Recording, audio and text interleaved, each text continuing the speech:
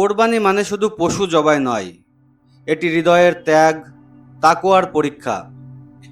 রাসূলুল্লাহ সাল্লাল্লাহু আলাইহি ওয়াসাল্লামের সাহাবীরা কোরবানিকে কেবল নিয়ম রক্ষা নয়, বরং আল্লাহর সন্তুষ্টির জন্য আত্মনিবেদনের এক মাধ্যম হিসেবে দেখতেন। আজ জানবো একজন সাহাবীর কাহিনী, যিনি এক বছরে ১০০টি উট কোরবানি করে তাকওয়ার এক অনন্য দৃষ্টান্ত স্থাপন করেছিলেন। তিনি ছিলেন ইবনে উমর রাদিয়াল্লাহু তাআলা আনহু।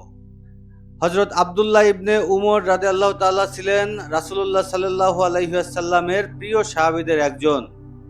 তিনি ছিলেন হযরত উমর ফারুক রাদিয়াল্লাহু তাআলা এর পুত্র। ছোটবেলা থেকেই ইসলামী শিক্ষা, কুরআন, হাদিস এবং রাসূল সাল্লাল্লাহু আলাইহি ওয়াসাল্লামের সাহচর্যে গড়ে উঠেছিলেন। সাহাবীদের মধ্যে তিনি হাদিস বর্ণনায় অন্যতম। তার স্মরণশক্তি, আমল এবং তাকওয়ার জন্য ছিলেন বিশেষভাবে পরিচিত। ইতিহাসে বর্ণিত আছে, একবার হজের সময় হযরত ইবনে উমর রাদিয়াল্লাহু তাআলা আনহু ১০০টি সুস্থ, মোটা এবং সুন্দর উট প্রস্তুত করেন কোরবানির জন্য। নিজ হাতে প্রতিটি উট জবাই করেন আর প্রতিবার বলেন, আল্লাহর নামে, আল্লাহ সবচেয়ে বড়। প্রতিটি পশু জবাই করার সময় তার চোখে পানি চলে আসতো। তিনি বলতেন, আল্লাহর সন্তুষ্টি ছাড়া এ পশু জবাইয়ের আমার আর কোনো উদ্দেশ্য নেই।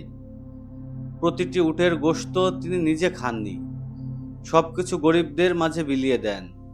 এমনকি কোরবানির চামড়াও তিনি বিক্রি না করে দান করে দিতেন। হযরত ইবনে উমর রাদিয়াল্লাহু তাআলা আনহু ছিলেন অত্যন্ত নম্র ও ভদ্র। তিনি নিজের ইবাদত বা কোরবানিকে কখনো বড় করে দেখতেন না। একবার কেউ একজন বলল, আপনি তো অনেক উট কোরবানি করলেন, মাশাআল্লাহ। তিনি জবাবে বললেন, আমার কোরবানি নয়, আল্লাহ কবুল করলেই তা মূল্যবান।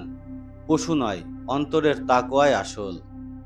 তিনি নিয়মিত কোরআনের একটি আয়াত তিলাওয়াত করতেন, যার বাংলা হচ্ছে, আল্লাহর কাছে পশুর গোশত ও রক্ত পৌঁছে না, বরং পৌঁছে তোমাদের তাকওয়া। সাহাবীদের জীবনে কোরবানি ছিল ইবাদত, ভালোবাসা ও আত্মসমর্পণের নাম। আজ আমরা অনেকে কোরবানি করি, কিন্তু কই সেই অন্তরের খাঁটি অনুভব? আমরা কি হিসাব করি? আমরা হিসাব করি কে কত বড় গরু দিল, কে কত টাকা খরচ করলো।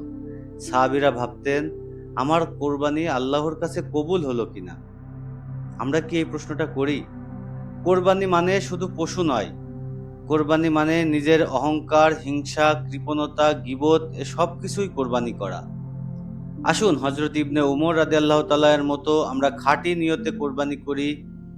যাকাত দান, কোরবানি সবকিছুই যেন শুধু আল্লাহর সন্তুষ্টির জন্য হয়। তাহলে আমাদের কোরবানি কবুল হবে ইনশাআল্লাহ। ভিডিওটি ভালো লাগলে লাইক দিন, কমেন্ট করুন এবং শেয়ার করুন আপনার বন্ধুদের মাঝে, এবং অবশ্যই আমাদের পেজটি ফলো করুন। নতুন নতুন ইসলামিক গল্প ও ইতিহাস জানতে আমাদের সাথেই থাকুন। জাযাকাল্লাহু খাইরান। আসসালামু আলাইকুম ওয়া রাহমাতুল্লাহ।